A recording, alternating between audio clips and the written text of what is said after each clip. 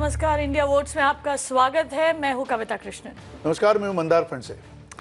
मंदार, लोकसभा चुनाव से ठीक पहले चुनावी मैदान में महिला नेताओं की कमी का मुद्दा फिर हमारे सामने है और इस पर कोई दो राय नहीं है।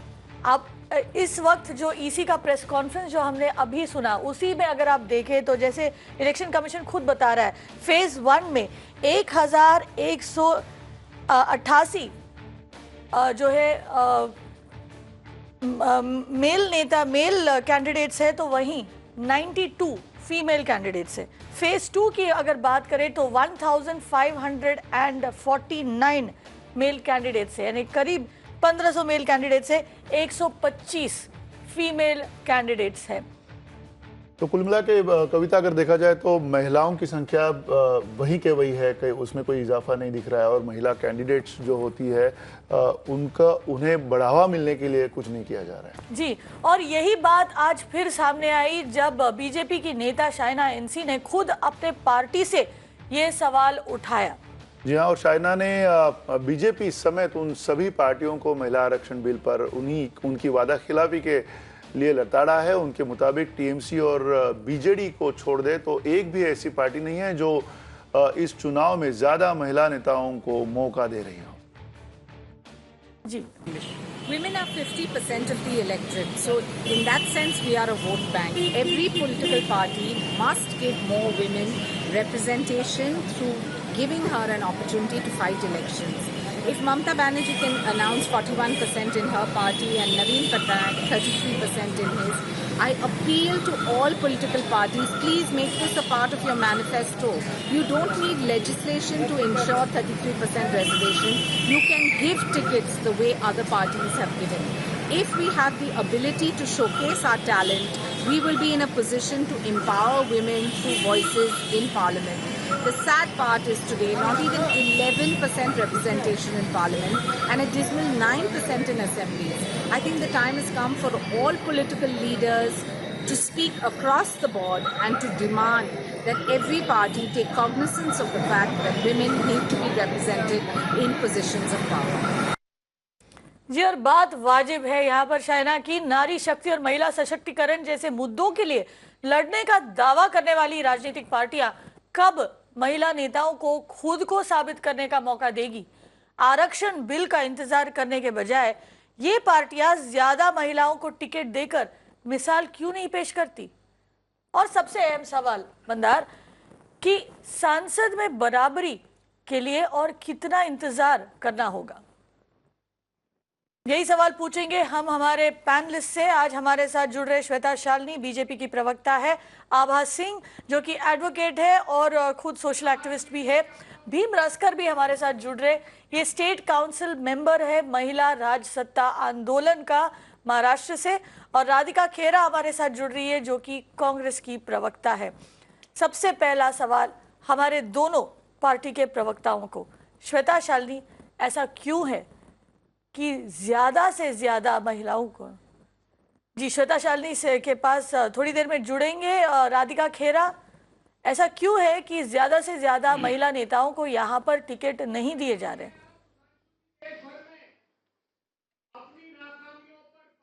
देखिए, इसी बात को लेके कांग्रेस पार्टी बहुत ही चिंतित है कि महिलाओं को, और इस बात पे प्रतिबंध भी है कि किस तरीके से महिलाओं को ज़्यादा से ज़्यादा रिप्रेजेंटेशन मिले और किस तरीके से महिलाओं को ज़्यादा से ज़्यादा आगे लेकर आए। कांग्रेस पार्टी ने हमेशा महिला सशक्तिकरण को बहुत सीरियसली लिया है, बहुत गंभीरता से लिया है।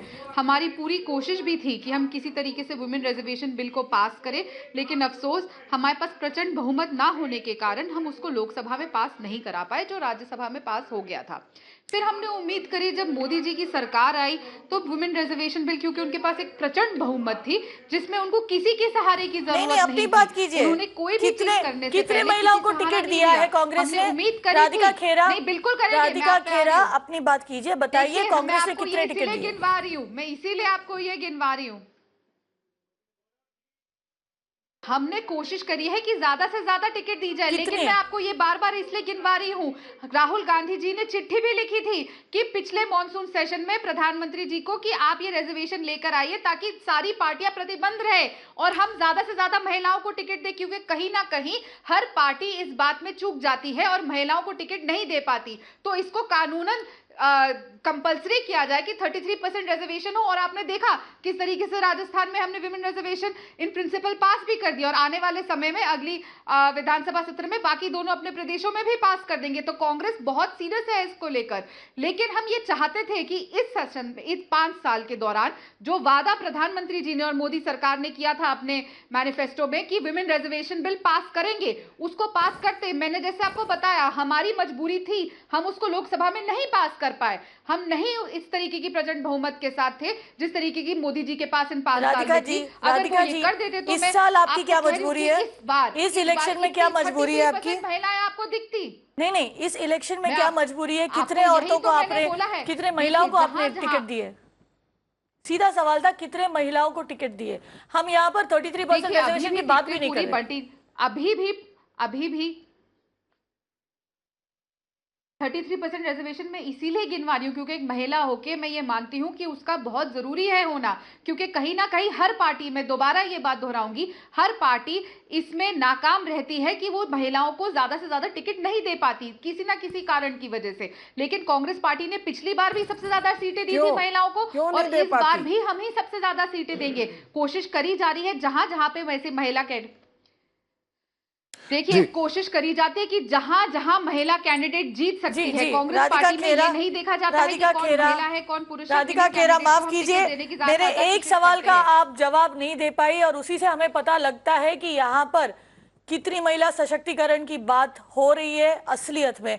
चलते हैं श्वेता शालिनी के पास। श्वेता शालिनी, वही सवाल आपसे, बीजेपी ने कितने महिला नेताओं को टिकट दिए हैं इस बार लोकसभा इलेक्शंस के लिए?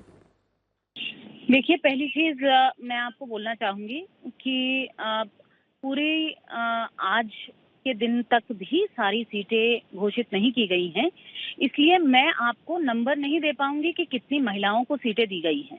लेकिन मैं आपको बताना चाहती हूँ कि पिछली बार 2014 में भाजपा ने 44 औरतों को टिकटें दी थी और कांग्रेस ने 43 औरतों को टिकटें दी थी। बात यहाँ पर पॉलिटिकल पार्टीज की नहीं है, हम सब महिलाएं हैं और हमें ये समझना बहुत ज्यादा जरूरी है कि कहीं ना कहीं दो मसले इसमें बहुत ज्यादा महत्वपूर्ण हैं। एक, हमें महिला सशक्तिकरण की बात करने की अपेक्षा के बदले हमें एक्चुअली में अपने आप को प्रशिक्षित करना पड़ेगा, तैयार करना पड़ेगा, ज्यादा से ज्यादा कार्यकर्ता ऑन ग्राउंड, ऑन फील्ड उतारने पड़ेंगे। और यस, मैं पूर्णतः समर्थन करती हूँ इस बात का कि हमें कहीं ना कहीं रेगुलेशंस लाने पड़ेंगे ताकि महिलाओं का समीकरण एक्टिव राजनीति में हो सके, क्योंकि वोट बैंक आज हमारे पास लगभग 50% महिलाएं वोट बैंक के तौर पर हैं।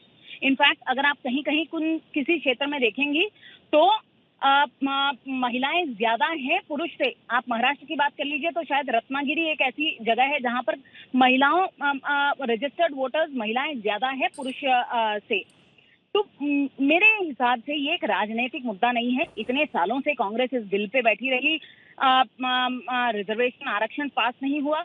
मुझे लगता है महिलाओं को अपने आप को स्वयं के अंदर झांक के ये कहना पड़ेगा, ज्यादा से ज्यादा महिलाओं को राजनीति में उतरना पड़ेगा।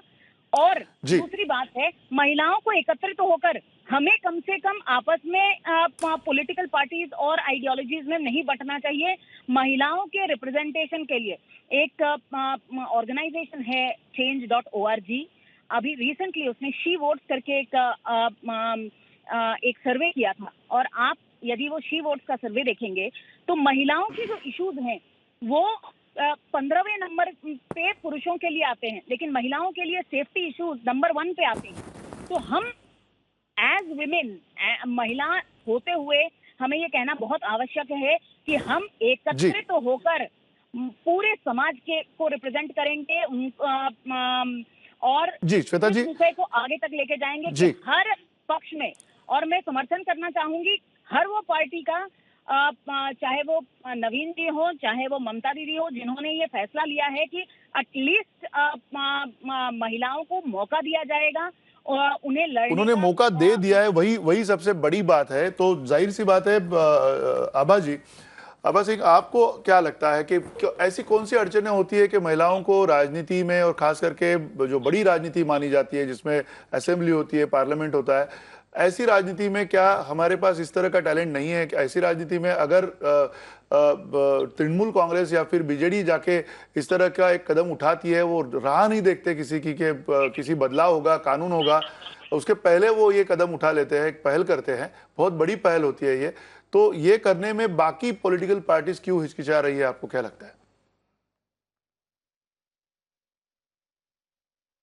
देखिए, अभी कांग्रेस बीजेपी दोनों की प्रवक्ता बोल रही थी, लेकिन कोई जो क्रक्स था डिबेट का उस पर नहीं बता पाए कि क्यों नहीं बीजेपी ने या कांग्रेस ने महिलाओं को, वो भी क्यों नहीं बीजेडी और टीएमसी की तरह 33% रिजर्वेशन दे पाए या सीट्स ही, कैंडिडेट्स ही खड़ा कर पाए। अगर अभी कर्नाटका के इलेक्शन हुए थे 2018 में, जिसमें 224 की कर्नाटका असेंबली की सीट थी, उसमें बीजेपी ने 6 महिलाओं को दिया था और कांग्रेस ने 15 महिलाओं को खड़ा किया था चुनाव में। तो ये तो 10% भी नहीं होता, 6 to 7% महिलाओं को इन्होंने टिकट्स दिए हैं। साफ दिखाता है कि जो पेट्रियार्की है, जो पुरुष मानसिकता है, वो महिलाओं को पावर नहीं देना चाहती। महिलाओं को आज भी वो घर में खाना बनाते देखना चाहती है, घर का काम करते देखना चाहती है, लेकिन महिला के हाथ में सत्ता नहीं देना चाहती, महिलाओं के साथ सत्ता शेयर नहीं करना चाहती। जबकि अभी वोटिंग पैटर्न देखिए तो जो पिछले वोटिंग पैटर्न्स हैं उसमें विमेन ने कहीं कहीं पुरुषों से ज्यादा वोटिंग करी है। 42 to 46 to 47% महिलाएं आगे आके उन्होंने वोट दिया है।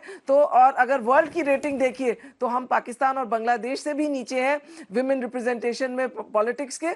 बांग्लादेश, नेपाल, पाकिस्तान, इन सब ने 33% रिजर्वेशन कर दिया है। मुझे लगता है कि महिलाओं को एक ये मुद्दा लेके वोट करना चाहिए कि जो सरकार उनको रिप्रेजेंटेशन देगी वो एन मास उसी को वोट करेंगी। जैसे ट्रिपल तलाक है, ट्रिपल तलाक का कानून महिलाओं को सपोर्ट करता, लेकिन पार्टी सामने नहीं आई और पास नहीं किया। अब महिलाओं को जरूरी है कि वो बीजेपी से भी पूछे कि आपके मैनिफेस्टो में 2014 में 33% रिजर्वेशन था, आपने क्यों नहीं दिया। महिलाओं में पूरी ताकत है, सक्षमता है, लेकिन उन पे मसल पावर नहीं है और पैसा नहीं है। पैसा आज भी पुरुषों के हाथ में, और इलेक्शन में सबसे बड़ी चीज मनी पावर है और मसल पावर है, और शायद ये दो चीजें महिलाओं के पास नहीं है और इसलिए वो चुनाव जीतती नहीं है या उनको सफलता नहीं हासिल होती। तो मुझे लगता है कि जब तक ये कंपल्सरी लॉ नहीं आएगा, इलेक्शन कमीशन को भी एक मैंडेट लाना पड़ेगा रिप्रेजेंटेशन ऑफ पीपल एक्ट में कि 33% कैंडिडेट्स विमेन कैंडिडेट्स ही होंगी। नहीं तो आपने आंकड़े अभी खुद दिखाए कि मुश्किल से 5 से 8% महिलाओं को टिकट दिया गया है। तो ये एक पेट्रियार्की है, मैन की ये घबराहट है कि अगर महिलाएं शायद पार्लियामेंट में पहुंच गई तो उनको कहीं आउटशाइन न कर दें या ओवरशैडो न कर दें। जी, लेकिन मैं वो मुद्दा उठाना चाहती हूँ यहाँ पर जो आभा जी ने अभी बताया, विनेबिलिटी या जीतने की जो सक्षमता है। और सवाल आपसे है यहाँ भीम रसकर जी, आपने पंचायत इलेक्शंस में कई ऐसे महिलाओं को ट्रेन किया है, उन्हें ग्रूम किया है, उन्होंने इलेक्शंस लड़ी है। हमें बताएं, और मैं सवाल इसलिए आपसे ये पूछ रही हूँ क्योंकि एक पार्टी स्पोक्स पर्सन, यहाँ पर नाम नहीं है, लेकिन जब रिसर्च कर रहे थे तो हमें ये मिला था, एक पार्टी स्पोक्स पर्सन का कहना है, this is no time for experimenting, this is a crucial election where winnability is uppermost. क्या आपको लगता है कि महिला नेता का विनेबिलिटी जो नेता है, जो मेल नेताज है, उनसे कहीं कम है, पुरुष नेता से कम है? एक बात है, मुझे इत्मीनान से बोलने देंगे तो अच्छा होगा। पहली बात, जो अभी जितनी बातें सामने आई है, मेरा एक सिंपल सवाल है कि जितनी सारी महिला यहाँ पर बात कर रहे हैं, तो सारे पार्टी के जो वुमेन सेल हैं वो सब लोग अगर इकट्ठा आते थे और बिल के बारे में वो डिमांड करते थे, तो मुझे लगता है कि ये ऊपर का जो बिल है वो डेफिनेटली पास होता था। दूसरा मुद्दा डेफिनेटली आपके सामने लाना चाहता हूँ कि आज की विनेबिलिटी के बारे में हम बात कर रहे हैं, लेकिन उसके पहले पार्टी के सुप्रीमो कौन है, उनकी पुरुषी मानसिकता किस तरीके से है, कितनी महिलाएं टिकट कमेटी में हैं, कितनी महिलाएं ऐसी हैं कि जो स्पोक्स पर्सन का काम कर पा रही है। मेरे ख्याल से बहुत इंपॉर्टेंट चीज़ है कि जो रिजर्वेशन नीचे मिला है पंचायत राज में, वहाँ पे महिलाएं जो काम कर रही है, महिला राज सत्ता आंदोलन करके हम लोग 20 साल से काम कर रहे हैं और वहां पर महाराष्ट्र में भी 50% हो गए, लेकिन एक डेफिनेटली हो रहा है कि पुरुषी मानसिकता नहीं, पुरुष ये महिलाओं से डर रहे हैं। और मेरा कहना सीधा है कि जो महिलाएं गांव स्तर पर, जिला स्तर पर काम कर रही है, वो जो ईमानदारी की बात वहां पर कर रही है, राजनीति ठीक ठाक करने की बात कर रही है, ये मुझे लगता है कि पुरुषी मानसिकता को बिल्कुल ठीक नहीं लग रही है। तो मेरा मानना यह है कि ऊपर का बिल नहीं आ रहा है, इसका कारण यह है कि नीचे का जो काम चल रहा है उससे पुरुष जितने भी है नेता, उनको काफी डिफिकल्ट हो रहा है कि ये अगर नीचे इतना काम कर रही है तो ऊपर आने के बाद क्या होगा। और एक बात डेफिनेटली है, मनी मसल की बात जो हुई है, आज हमारे महाराष्ट्र में एक डेफिनेटली एक मैसेज घूम रहा है। वो मैसेज ये है कि मेरा गांव मैं रोज बेचता हुआ देख रहा हूं। मेरे ख्याल से ये ध्यान में रखना बहुत ज़रूरी है कि महिलाओं के हाथ में पैसा कितना है, महिलाओं के बारे में उनकी मानसिकता, उनका परिवार, उनके काम, ये सारी बातें वहाँ पर होती है। और आपको पता है कि everything is fair in love and war, ये पहले था, लेकिन अब ये बन गया है कि everything is fair in love. ये बहुत इंपॉर्टेंट है कि ये सारी चीजें अगर सामने लाए गए तो पॉलिसी बन सकती है, लेकिन समाज का उनको सपोर्ट मिलना, परिवार का सपोर्ट मिलना, ये सारी चीजें हैं। और सबसे इंपॉर्टेंट बात मुझे लगती है कि पार्टी लेवल पर डेमोक्रेसी कितनी है। मैं कोई भी पार्टी आप सामने लाइए, जो महिलाएं काम कर रही है उनके विंग के साथ हम लोग काम कर रहे हैं। ये विंग में भी पता है, ऊपर लोग जो बोलते हैं, महिलाएं भी वो अलग बोलते हैं, और जब हम बात करते हैं ट्रेनिंग में, वहां पर बात अलग आती है। और सबका यही कहना है कि हमारे पार्टी में भी प्रजातंत्र कितना है, हमारे पार्टी में भी महिलाएं कितनी सेफ है, हमारे पार्टी में भी समानता कितनी है। मुझे लगता है कि पार्टी के लेवल पर ये काम करने की बहुत ज़रूरत है। वहाँ की मानसिकता अगर समानता की होगी तो नीचे ये काम जो है, लोकसभा में टिकट मिलना, बाकी काम होना, मैं बहुत प्राउडली ये कहना चाहता हूँ कि महिलाएं बहुत अच्छा काम कर रही है और ये राजनीति साफ सुथरी कर रही है, कर सकती है। लेकिन ये सारे वुमेन्स जो विंग है सारे पार्टीज के, उनको एक साथ आने की जरूरत है। बियॉन्ड द पार्टी बोलना ठीक है, लेकिन बियॉन्ड द पार्टी सही में आना चाहिए बिल पास होने। जी बिल्कुल। राधिका जी, फिर एक बार आपसे सवाल है, जिस तरह से आपके पार्टी के शीर्ष स्थान पर वैसे भी अगर देखा जाए तो सोनिया गांधी है, साथ साथ अब प्रियंका गांधी की एंट्री हो चुकी है, तो आपको ये नहीं लगता है कि आपकी पार्टी इस बार कम से कम पहल कर सकती थी, इस बार कम से कम कांग्रेस ये सीधे तौर पर दिखा सकती थी कि ज्यादा से ज्यादा महिलाएं सामने आए, ज्यादा से ज्यादा महिलाओं को इस तरह से बढ़ावा दिया जाए, तो ये क्यों नहीं देखने मिलता है हमें? देखिए, हमारी पूरी कोशिश रही है कि हम ज़्यादा से ज़्यादा महिलाओं को सीट दें। जहाँ जहाँ ऑप्शन आता है, कोई महिला टिकट मांगती है और वो सीट जीत रही होती है, तो हम उनको सीट देने का काम करते हैं। हमारे यहाँ पे महिला सांसद रंजीता रंजन जी हैं, सुष्मिता देव जी हैं, और ये वही पार्टी है जिसने इस देश को पहली प्रधानमंत्री महिला दी, पहली राष्ट्रपति महिला दी, पहली लोकसभा स्पीकर महिला दी। और आपने देखा था किस तरीके से राजीव गांधी जी ने एक सपना देखा था महिला सशक्तिकरण का, पंचायत लेवल पर भी और म्यूनिसिपैलिटी लेवल पे भी 33% रिजर्वेशन लेकर आए थे। और सोनिया जी ने भी चिट्ठी लिखी थी प्रधानमंत्री जी को कि हमारी कुछ मजबूरियां रही, हम नहीं पास कर पाए, हमारे पास आपकी जैसी प्रचंड बहुमत नहीं थी। हमने तब भी रिक्वेस्ट किया था और आज भी कहते आए थे। पिछले 5 साल से कांग्रेस पार्टी बार बार प्रधानमंत्री जी को, चाहे वो उस समय की हमारी राष्ट्रीय अध्यक्ष सोनिया जी हो या आज के हमारे राष्ट्रीय अध्यक्ष राहुल गांधी जी हो, बार बार चिट्ठी लिख के उनको कहते रहे। ठीक है, आपका कहना है कि बार बार कहते रहे। एक चीज यहाँ पर बताना चाहूंगी मंदार, कि जैसे राधिका जी ने कहा कि कांग्रेस पार्टी ने आपके साथ खड़े हुए हैं और आप विमेन रिजर्वेशन बिल को पास करिए। जी राधिका जी, जैसे आपने कहा कांग्रेस पार्टी वो पार्टी है जिसने हमें हमारा पहला महिला प्रधानमंत्री दिया, लेकिन आपको बता दें कि 3 बार की प्रधानमंत्री बनी थी और 3 बार में, 3 टर्म में, सिर्फ एक टर्म में उनके कैबिनेट में महिलाएं थी, और वो भी एक ही टर्म में सिर्फ एक ही महिला थी। यानी सवाल अभी भी वही उठता है कि महिलाओं को यहाँ टिकट क्यों नहीं दिया जाता, महिलाओं को यहाँ पर ज्यादा से ज्यादा महिलाओं को पार्लियामेंट तक का रास्ता क्यों नहीं खोला जा रहा है, ये बड़ा सवाल है। और एक बात जो हमारे पैनलिस्ट बोल रहे थे कि अब तक हमारे पास नंबर्स नहीं है, जो हमारे पार्टियां बोल रही थी, आपको ये बता दें, और ये जो नंबर्स है हमारे रिसर्च टीम ने आपके कैंडिडेट लिस्ट से निकाले हैं। बीजेपी और कांग्रेस दोनों से हमने बात की, दोनों से हमने ये सीधा सवाल पूछा था, ये पार्टी से हमने बात की है, पार्टी से हमने सीधा सवाल पूछा था कि आपने कितने महिलाओं को टिकट दिए हैं, किसी के पास इसका जवाब नहीं था। फिर हमें नंबर खुद ढूंढना पड़ा और खुद निकालना पड़ा।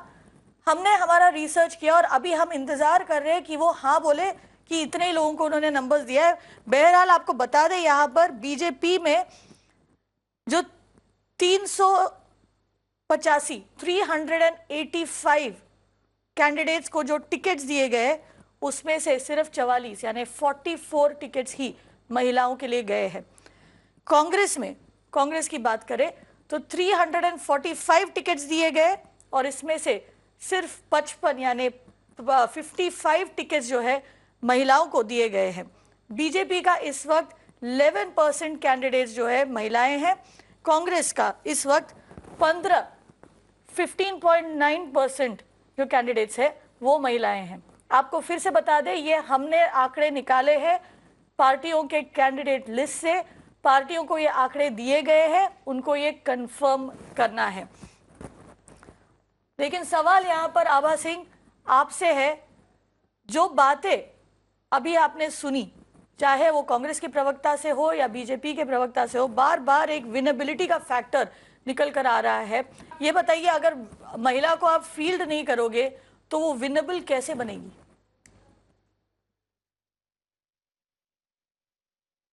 बिल्कुल, जब आपने उसको प्रोपोर्शनेटली सीट ही नहीं दी, आपके भी जो फिगर्स हैं वो यही बता रहे हैं 15% से ज़्यादा कहीं महिलाएं खड़ी नहीं की गई, तो मानी बात है 15 में 5-6% जीतेंगी। और वही हुआ 2014 पार्लियामेंट में 61 विमेन एमपीज थी, दैट वाज ऑल इन 545, तो 11% होती है उनका रिप्रेजेंटेशन।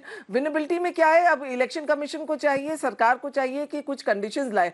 जिस तरह सर्टेन कॉन्स्टिट्यूएंसीज में कैश बढ़ता है, शराब बढ़ती है, अगर हम इन सब को रिफॉर्म्स ले आए, इनको रोक दें, तो विमेन अपने आप विनेबिलिटी उनकी बढ़ेगी, क्योंकि महिलाएं करप्शन इतना कर नहीं सकती, वो मसल पावर और क्राइम कर नहीं सकती, तो इसलिए महिलाएं हारती हैं। तो जो हारने के कारण है उनको अगर टैप करा जाए, इलेक्शन कमीशन उसके लिए गाइडलाइंस लाए, सीसीटीवी कैमरास लगाए मेन कॉन्स्टिट्यूएंसीज में, क्योंकि अभी इनकम टैक्स की ड्यूटी बन जाती है कि जब कैश मूवमेंट होगा कॉन्स्टिट्यूएंसीज में उस वक्त रेड करे, पुलिस रेड करे। तो मुझे लगता है जो करप्शन है इलेक्शंस में उसको अगर रोका जाए तो विमेन अपने आप इलेक्शन जीतेंगी, क्योंकि महिलाएं आज भी रूल बाउंड ज्यादा है, ज्यादा वैल्यूज में बिलीव करती हैं। तो ये विनेबिलिटी फैक्टर इस वजह से नहीं है। और एज आई सेड कि मेन जो है अपनी जगह देना नहीं चाहते, पावर शेयर नहीं करना चाहते, और इसलिए महिलाओं को टिकट दिया नहीं जाता। कोई भी स्पोक्स पर्सन कांग्रेस बीजेपी की ये बात बता नहीं पाई कि उनकी पार्टी ने क्यों नहीं 50% सीट्स महिलाओं को दी। जी बिल्कुल। भीम राजकर, आपका क्या अनुभव रहा है कि आपको लगता है कि महिलाएं जो है वो ज्यादा तौर पर पावर हंग्री नहीं है, जिस तरह से एक तरह से जीतने के लिए जो लालसा होनी चाहिए, पावर के लिए जो एक लालसा दिखाते हैं पुरुष, क्या वो लालसा महिलाओं में नहीं है? आपका क्या कहना है? बिल्कुल, अभी जितने भी महिलाएं चुनकर आई है उनके साथ हम जो काम कर रहे हैं लगातार, एक बात डेफिनेटली है कि वो गरीबों का हित देखना चाहती हैं। गांव के जो सवाल है, प्रायोरिटी उनका इश्यूज का जो है वो पूरा उन्होंने बदल दिया है। सॉफ्ट इश्यूज पे ज़्यादा काम कर रही है। ये बिल्डिंग बांधो, वो बिल्डिंग बांधो और उसमें से करप्शन करो, ये बिल्कुल डेफिनेटली नहीं हो रहा है। और तीसरी बात है कि कॉन्स्टिट्यूशनल वैल्यूज जो है, मूल्य है, उस पर ज़्यादा वो जोर देती है, उस तरीके से काम करती है। तो मेरा कहना ये है कि जो महिलाएं अभी राजनीति में आई है पंचायत स्तर पर, वो एक अलग वीआईपी है जो वैल्यूज़ को, इश्यूज़ को और गरीबों को महत्व देती है। ये बहुत इंपॉर्टेंट है। दूसरी बात डेफिनेटली ये है कि जो अब मैडम कह रही थी कि आप एडीआर का रिपोर्ट अगर पढ़ेंगे तो उसमें क्रिमिनल्स कितने उनको मिले हैं। 33% लोग क्रिमिनल है। मसल पावर का यूज कितना होता है।